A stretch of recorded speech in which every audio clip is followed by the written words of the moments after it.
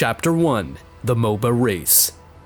Before delving deeper into the epic tale of League of Legends and its remarkable ascent, it's crucial to understand the backdrop of the tumultuous MOBA race, a narrative that not only shaped the gaming landscape, but also became a symbol of competitive gaming's meteoric rise. In 2001, an inventive modder, Nicholas Gunner Forever Tyrone, planted the seeds of what would later evolve into a worldwide gaming sensation. He birthed a mod called Aeon of Strife, a custom map ingeniously constructed for Blizzard Entertainment's classic real-time strategy game, StarCraft: Brood War. Despite the limitations of the StarCraft Star Edit level editor in that era, Tyrone's creation unveiled the first hints of the MOBA concept, showing the potential for team-based strategic battles. Aeon of Strife contained many features that would go on to become MOBA staples. The modded map gave players control over a single hero. Players would attack enemies with their hero character. Defeating an enemy would reward players in the form of crystals that could be spent on upgrades for the hero characters. This reward system simulated level progression in StarCraft, which would become a staple in MOBA titles. The original map consisted of 4 horizontal paths that run parallel across the map with a player base on each end. Such pathing with bases on each end too would become a MOBA staple.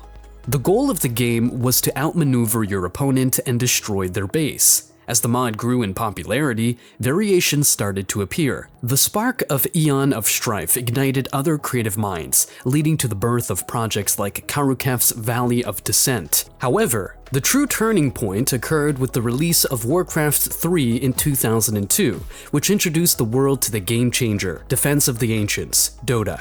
A brainchild of Kyle Yule Summer, not only revolutionized Aeon of Strife's mechanics, but established the core principles of the MOBA genre. What made Dota unique was its uncompromising commitment to teamwork, strategy, and hero-based gameplay. Summer's vision laid the foundation for what would soon become a worldwide gaming phenomenon. Interestingly, Summer, recognizing the potential for community-driven growth, handed over the source code to the community, a gesture that would shape the genre's destiny. The torch of Dota's development was then passed through several hands. Mian and Ragnar continued the project, giving rise to Dota All-Stars. Eventually, the development mantle was handed to Steve Ginsu Feek. Ginsu expanded the game with new content, and as Dota All-Stars grew in popularity, it found a home on a website created by Steve Pendragon Mescon, who would later be instrumental in the journey of League of Legends. Hey Rioters, before we go on, did you know only a small crew of you, less than 5%, are subscribed? We're passionate about creating killer League content and building a strong community here. If you're enjoying this video, why not become part of our crew by hitting that subscribe button? Now, let's get back to the video. Dota's development journey was like a turbulent river, with numerous twists and turns. As the game's popularity soared, it drew the attention of fans and modders alike, who began to notice the inconsistency and unpredictability of its development. Despite these challenges, the Dota community persevered. The game remained a collaborative labor of love, and many appreciated the project for its pioneering spirit. With an ever-expanding community, the MOBA genre's potential didn't go unnoticed, especially by those with a keen eye for opportunity. The emergence of a lucrative market beckoned the likes of Brandon Rise Beck and Mark Trindamere Merrill. These two entrepreneurs, who had crossed paths as roommates at the University of Southern California, shared a deep-seated belief that games could thrive with long-term support and monetization, a vision that would challenge the status quo of the gaming industry, particularly in the case of Dota. Their aspirations found roots in the evolving landscape of free-to-play monetization, a concept pioneered by Asian video game designers. After a few years, Beck and Merrill rekindled their shared dream, embarking on a journey that would ultimately reshape the entire video game industry. In 2006, armed with $1.5 million in startup capital from family and angel investors, They founded Riot Games and established its headquarters in Santa Monica, California. Riot Games wasted no time, initiating a Dota tournament at USC as a covert recruitment strategy where they encountered individuals critical to their future success. Jeff Jew, who would become a producer at Riot, and the two Steves, Feek and Mescon, names that resonated with the legacy of Dota All-Stars. A mere year after Riot's inception, they unveiled a prototype of their revolutionary title, League of Legends, at GDC 2007. This early version, assembled in just 4 months, was enough to entice investors, although many were perplexed by the game's innovative free-to-play monetization structure, an unfamiliar concept in the gaming world at the time. Furthermore, League of Legends ditched the single-player campaign, opting instead to forge a new path centered on a purely online competitive experience. Despite these obstacles, League of Legends found investors willing to support its unorthodox vision. Riot secured an additional $8 million in funding from firms like Benchmark and Firstmark Capital. However, the most momentous alliance was formed between Riot and Tencent, a partnership that would play a crucial role in the global success of League of Legends and Riot Games. The official announcement of League of Legends arrived on October 7, 2008, and it was released on October 27, 2009. But League was not the sole contender in the burgeoning MOBA arena. A legal battle involving Valve, Riot, and Blizzard had erupted over the rights to the Dota intellectual property. Ultimately, Valve emerged with commercial rights and announced the development of a sequel, Dota 2.